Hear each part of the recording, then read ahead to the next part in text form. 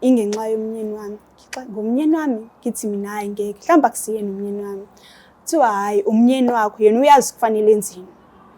Hayi ngiyibonele nje ubaba ngiyitshela ukuthi hayi ufuna ukungiqola lo ngoba phela manje asisathembi usikwenzakalani. Ngiphindele endlini ke ngikhathele ngifike ngibe amabhodwe kahle ke athi ubaba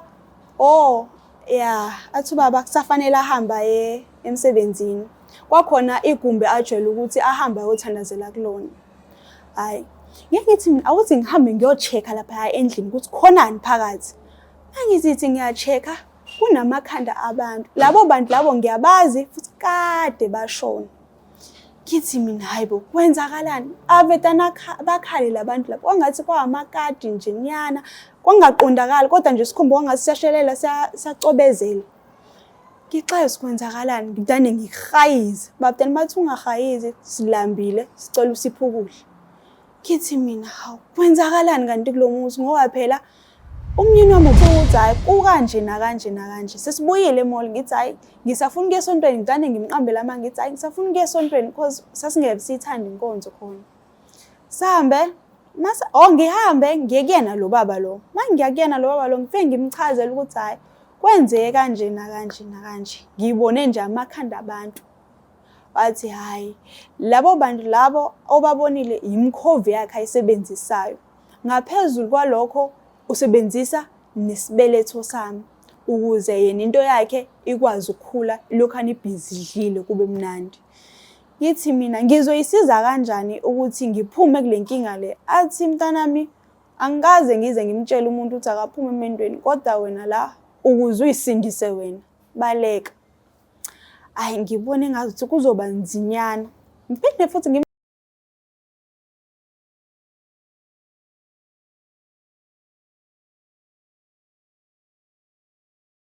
Ngiyabingelela babukele emakhaya igama lami nguLondiwe Nxumalo aka uMazwide kuhlelo lethu sithi Mzansi Reality Stories la sikhona live after dark. Uhlelo lethu ke lusupportwe noma luxhaswe uEasyBet. Namhlanje ke e-studio sethu sivakashelwe usisi uGcina. Sesigcina ngiyakubingelela. Yebo sawubona. Ninjani sisi? Yebo siyaphila unjani? Siyaphila nathi. Ngiyacela ke sisigcina usixoxela ukuthi usisigcina ngubani uvelaphi. Igama lami ngingugcina Isibongo kaMthembu ngihlala eMbumbulu kodwa ngike ngasuka ngeza la eThekwini ngoba ngizofuna umsebenzi nosizo futhi ngaphezulu mayelana nomnyeni wami owathwala ngesibeletho sami ngisamncane because wangana ngisa no 15 years ngisamncane ngesimo sokuthi ekhaya babengekho kahle abazali bami uma nobaba babengahleli kahle nalabo behleli khona. So ngabona ukuthi ku right ukuthi mina ngokwami ngiphume ngihambe ngiyogana nalo muntu lo wayethe uzokwenza isimo sesekhaya sibe ngcono. Okay. Yeah. So ngiyacela ke dadewethu ukuthi usinabise noma usicacisele kabanzi ukuthi iqala kanjani lento nihlanganaphi nomnyeni wakho wayehlala ngakini noma kunjani? Lento le iqale ngokuthi kushuthi ekhaya sasabantu ababehluphekile. Umama wayejwayele ukuthi ahamba edolobheni afike ahambe udayisa amakabishi izithelo nje ukuze silale sidlile.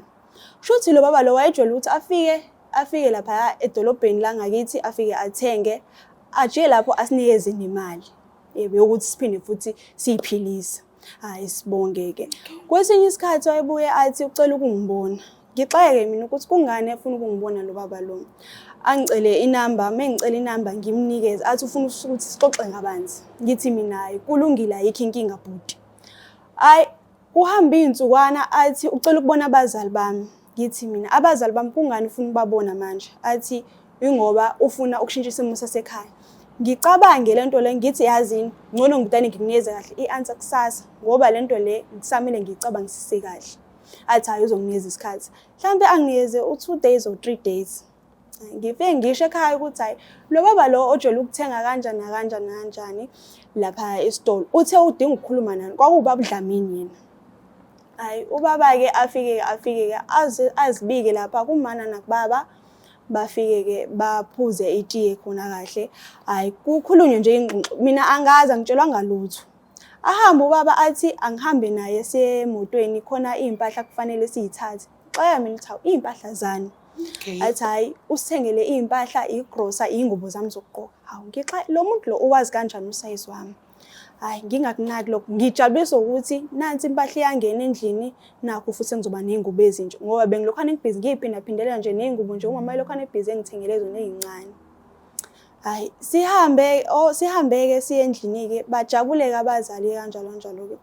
Hhayi umana athi esehambile ubaba lo baba Dlamini, uma angihlalise phansi athi hhayi-ke la ekhaya ngiyasibona isimo sala ekhaya kukanjani and futhi imina kuphela intombazane yakhe endala la. Hhayi ngimuzwa uma ngimzwisile.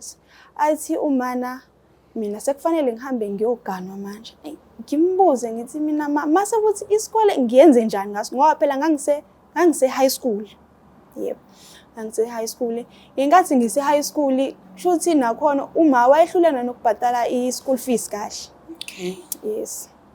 Hayi lo baba lo enze yonke into athi uma angigane naye ukuze impilo yami ibe ngcono. Ngimlaleleke mina kumanaye ngoba phela uyena umuntu omdala. Ngithi hayi okay. Ngoba kusho bona ukuze nami ngikwazi ukulungisa isimo sasekhaya. Ngizomgana lo baba lo. Hayi angigane-ke yebo ya. Sihambe-ke sibe nomuzi. Ngazi mangifika khona emshadweni. Mangifika emshadweni ubaba lo unamakhosikazi amabili. Sebeney'ngane.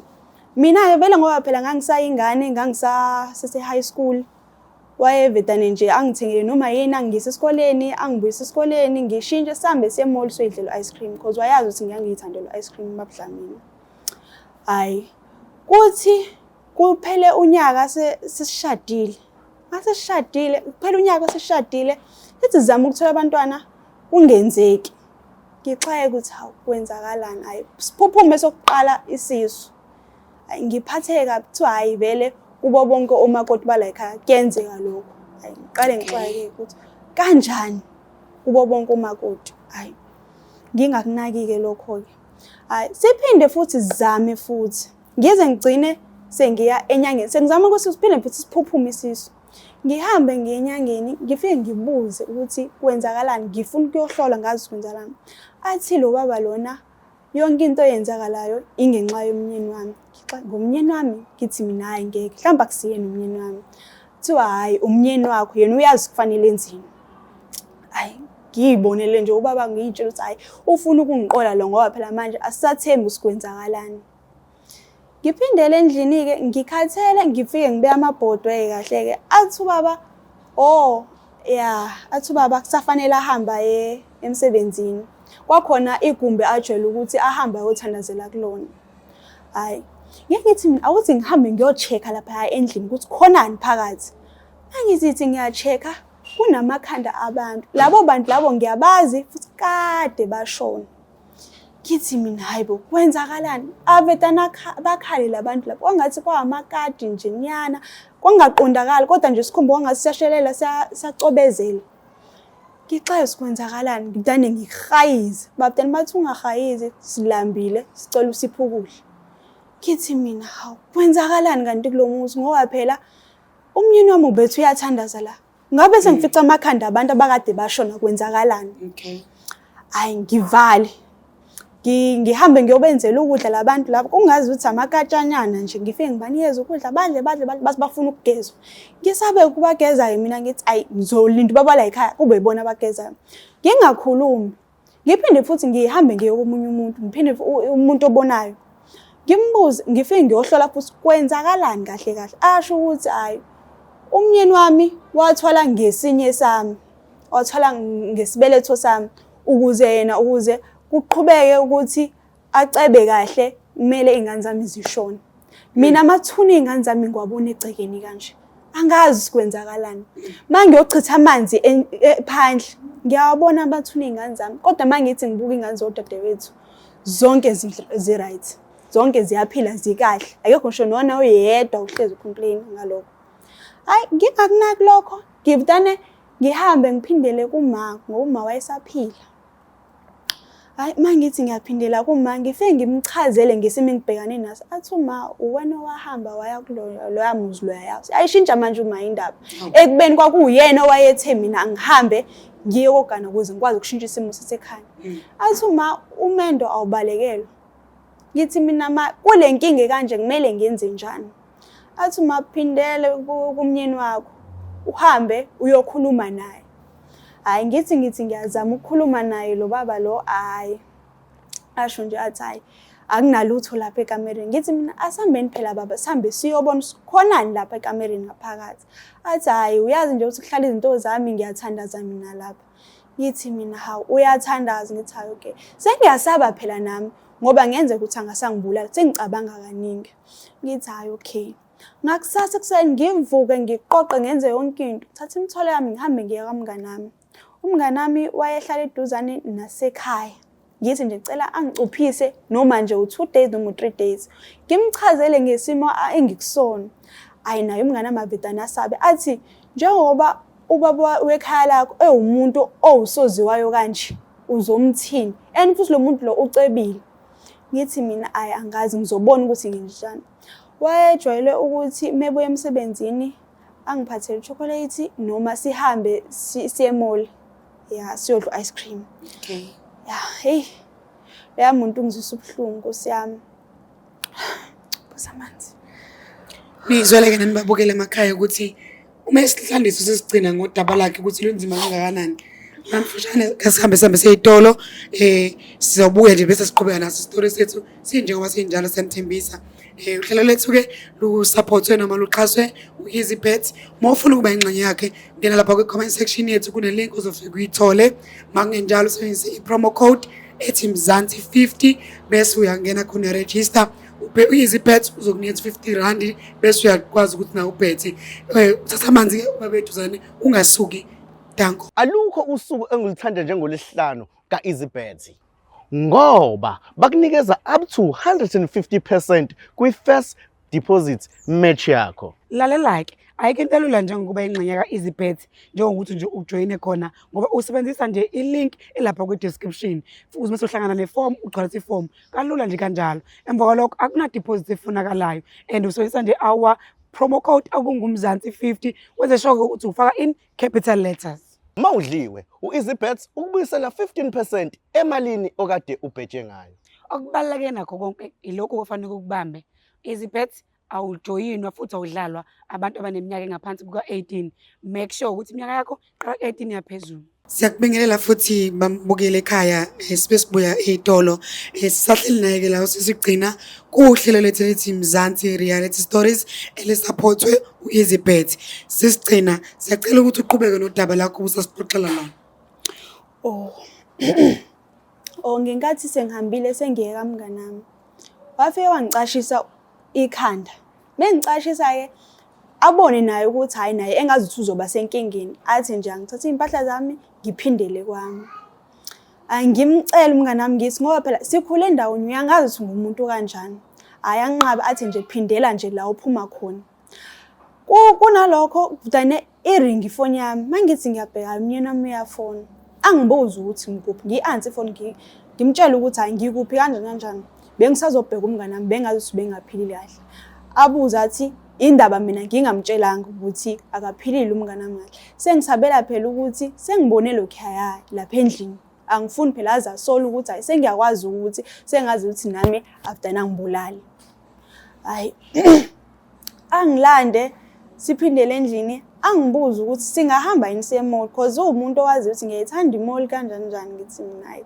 okay singahamba imall kodwa umoya wami awuvumi ukuthi ngihambe sihambe uyabona nje ukuthi angikho right kahle emoyeni kodwa nje wayezama ngazo zonke indlela angithengele imbali wayekona nje ngangingesenandaba nakho ngoba phela ngangisengibone lento eyisilapha endlini ngibona ukuthi hayi no nalo baba lo owayengangikile kuyena wathi umnyeni wami uyena lo owaziyo kabanzi ukuthi indaba ngiphunyeliwe izisu mina hayi ngiqale ngihlanganisa u1 no2 ngithi hayi phuma u3 la ngiphinde futhi ngiphindele kuyena loyo baba loyo ngisho ukuthi hayi kukanje nakanje nakanje sesibuyile emall ngithi hayi ngisafuna ukuya esontweni ngidane ngimqambela ama ngithi hayi ngisafuna ukuya esontweni because sasingeke sithanda inkonzo khona sihambe ngihambe ngiye kuyena lo baba lo mangiya kuyena lo baba lo ngifike ngimchazela ukuthi hayi kwenzeke kanje nakanje nakanje ngibone nje amakhanda abantu wathi hayi labo bantu labo obabonile imkhovi yakhe ayisebenzisayo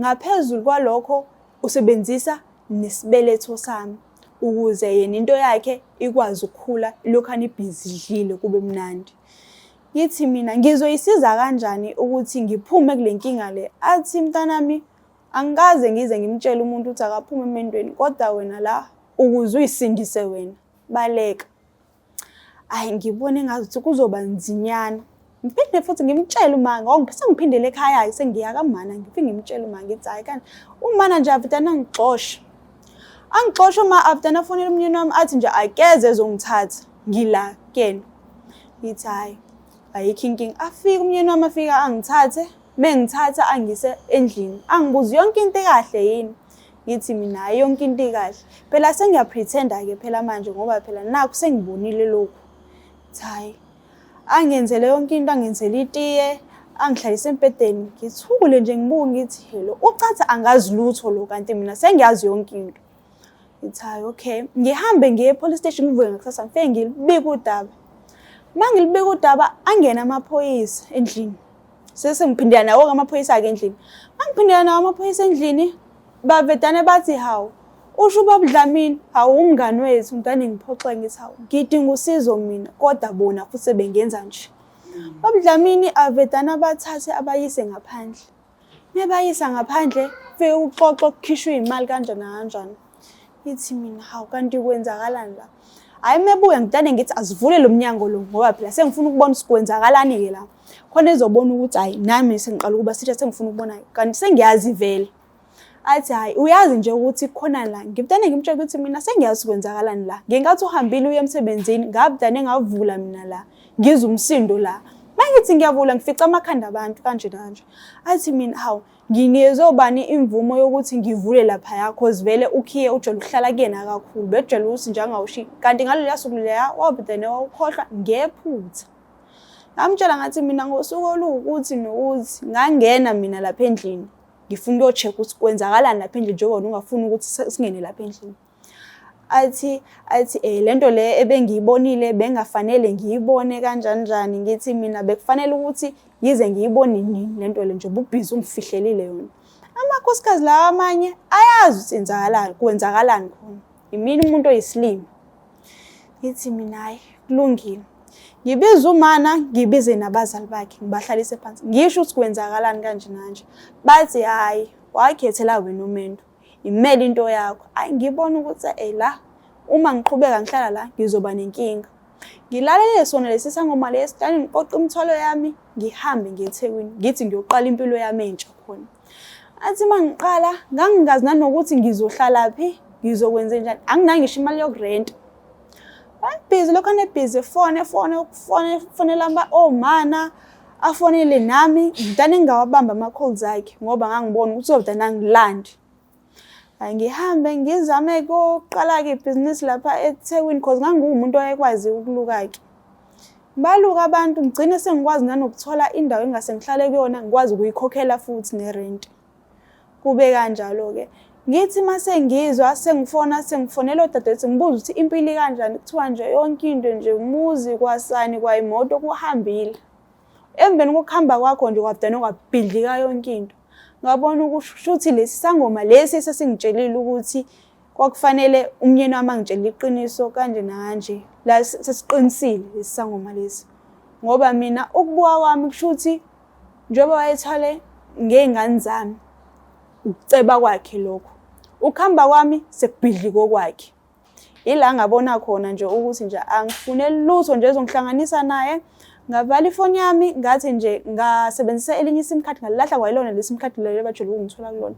ngaqala impilo yami entsha la eThekwini ngabona nje ukuthi mangiphila la kuzoba right kwabe sekuthi ngithola isoka nakhona la lisebenza ka Transnet masebenza ka Transnet ke hayi ke Kuphela 2 years ngithandana nalo, dane sibe nengane, ngikhulelwe, ngibe nengane. Ingane ephile ibe kahle. Kwathi isina 3 yabudane yashona ingane. Ngingazi ukwenzani, ngithi hawu sengiphumile lolu taku leli ngizoyifaka olunye. Kwathiwa hayi ngidane ngaba ne-miscarriage nje kuphela, kodwa konke okunye kukahle. Siphinde futhi zami enye ingane futhi yesibili yakhe lo bhuti lo wa-Transnet, dane iphile ibe kahle. Kwawuqala impilo yami naye lo bhuti loyo wa-right impilo yami. Emveni nje kokuthi nje ngithola ukuthi uBaba Dlamini ubethwele ngesinye sami kanje, ngathi nje angifuni lutho ezongihlanganisa naye, angifuni nokuphinde futhi ngiphindele khona emakhaya eMbundulo.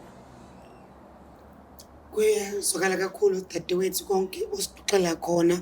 Esingakusho kuwena nje siwuMzansi Reality Stories ukuthi number 1 siyazwela nawe kakhulu ngakho konke odlule khona, ubuhlungu odlule kubona.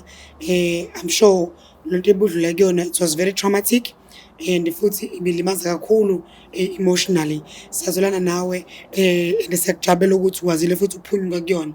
Kodwa ke ngicela ungivumele ukuthi sibuyele back lapha estorini ngoba ngiyakholwa ukuthi nombukele ekhaya mhlawumbe kukhona imibuzo nayo. Ntwana nami kukhona imibuzo enginawo. So ngiyacela ukuthi ngibabuzele nabo basazophinde bekwazi ukubuza ku comment section. Ngicela usicacisele lapha ukuthi ubaba lo ukuthatha uBaba Dlamini uyomgana wawuna 15 noma eqala ukubona mhlawumbe wawuna 15. Ngingathi eqala ukungibona ngangina 15. Ngibuye ngilekelele umama lapha edolobheni edayisa. Wabese yazama ukukhuluma nabazali bami, bamtshela abazali bami ukuthi akangilinde ngisho noma mhlawumbe ngibe na 18 mase ube imande engithatha, ngoba okwamanje ngangisayingane ngaleso sikhathi, ngangeke ngikwazi ukuhambe ngiyomela umendo lapha ngalesa sikhathi, ngangisamncane kakhulu. Okay, all right. So uma ngabe ubhekana nenkinga yokuthi uyakhulelwa kodwa izisu ziyachitheka, mhlawumbe wakumiphi nje iminyaka? Ngangineminyaka saqala ukuzama ingane ngina 19. Yebo. Hayi sazama, hayi ngahluleka. Ngathi yazini ngoba kusawulonyaka lo siphinde futhi sizame mhlambe ngomunye wathi nje yena nje ufuna manje ingane. Wayekona ukushona kwayo ingane yayivedane nje kuthiwa nje ngakusasa ekseni ngeke izilala emakhazeni ingane izongcwatshwa kusasa ekseni ingane. Mina akufanele ngiphume endlini, akufanele ngiyibone ingane ukuthi ingcwatshwa kuphi, ingcwatshwa kanjani. Ngizokhombisa ithuna sekuphele u6 months. Sekuphele u6 months lapho. Angibona lapho lo baba lo udlala ngami ngempela. Siphinde futhi sizame futhi kwenzeke futhi yena angafuni ukuthi ngisho noyedwa ozothinta nje inhlelo zani zemngcwabo zeingane. Kwakuyena nje oyenza yonke into ayenze ephuthuma. Ngakusasa simbona nje ese right, esenemali, azama ukungenza ukuthi ngibe right, azama ukungikhohlisa phela ukuthi njoba kade sekwenzeke lokhu nokuthi ngizama ukukhohla kancane. Angijwayele phela, ngiyayithanda phela nami izinto phela lezo zinto lezi ngangibengayijwayele ekhaya. Angijabuswa yikona ukuthi hayi umyeni wami uyanginakekela yonke into right. Hayi kanti umuntu uzenzela into yakhe eceleni. Kuyazwakala. Umbuzo enginawo nje ukugcina ukuthi uma ngabe uye ekhaya kuba kanjani mhlawumbe? Asikho isimo sokuthi mangabe ugodukile uya ingqondo iqala phansi. Itriggerishe kubele kuleya nto leya wadlula kuyona kwaphela lo muntu lo umthola ukhona lapha emakhaya. Waphinde wahamba nawe wahlala khona emakhaya. Uzukuthola ukuphumula noma ukuphunyuka ngoba ususedolobheni eThekwini. Ngithole ukuphunyuka ngoba nakho sengila edolobheni, ngoba ngisho nangenkathi sengithi ngiyokhalela kumama, umama wayebhedane nje athi angiphindele kwami because mina ngakhetha ukuyogana. Sengishilo ukuthi mosekhaya ke akukho ukuthi mhlawumbe ukunqena ukugoduka emakhaya ukuthi ngaze ngihlangane nabo uBaba Dlamini nabantu bakhe, isimo esinjalo sikho. Sisi ukukhuluma iqiniso bekuba khona lokho. Ngisho ukuthi kwesinye isikhathi Nkosi yami, ngoba bengiye ngihlangane namakhosikazi akhe avudane nje angibuke kabi, ngingavudane ngixaye ukuthi kungani bengibuka kabi ngoba phela mina ngazize ngibone. Mina into engiyenza ngavudane ngathatha impahla zami ngagoduka ngahamba. Ngaphuma khona emendweni. Kwayona mangifikile ekhaya uma uhleze ngibuza ukuthi kungani ingayiko checka la engangiganele khona. Ngangivudane ngimtshela ukuthi ayi cha ngeke ngikwazi mina ukuphindela lapha ya. Kuloya muntu loya wayengeve isilwane loya muntu loya. Wayebudane suka ashintshe isithubeni loya muntu. Siwumzansi Reality Stories siyakukhuthaza ukuthi umuntu ngaphambi aqala ukuthi aqale ubudlelwano obusha kumele athole usizo, aluleke ngokwengqondo, aluleke futhi emotionally ukuze azokwazi ukuthi abe umuntu oright nakuyena uqobo nakubantu asondelene nabo. Siyabonga kakhulu sisigcina ukuthi ufike uzosixoxela ngodaba lakho futhi siyakucela ukuthi usivumele siwumzansi Reality Stories ukuthi sikudlulisele kubantu esisebenzisana yena la ekhaya for indaba ze-therapy ukuze uzokwazi ukuthola i-therapy. Imaphi amazwi okugcina ongawaphi umbukeli esekhaya ukuthi kulesi simo lesi noma umxwayisa noma ukumkhuthaza kusona? I-advice yami ukuthi uma uwumuntu wesifazane kumele ufunde ukuzimela ukuze ukwazi ukuphuma nasenhluphekweni. Uphinde futhi ukwazi ukugcina izithembiso zakho kwabazali bakho. Ngisho noma kuthiwa inhlupheko ikhona kangakanani kodwa ukufunde ukuzimela. Nabo abazali baye ukudayisa izingane kwabantu abadala ngoba inkinga igcina isiba seyinganeni ayi kwabantu abadala. Yona advice yami kuyo ngosuku le. Ngiyabonga. Siyabonga kakhulu sisigcina mbukeli lapha ekhaya ungakhohlwa ukulike, ucomment nokushare i-story sethu ukuze nabanye baphinde beze page lethu bazobona i-story sethu. Siyakuthanda kakhulu ke sekuyiso sikhathi sokuthi mina Mazwide, let me love you and leave you. Ungakhohlwa ukuthi usifollow lapha yana kuma comments ubeke nawo uvo lwakho. Danko.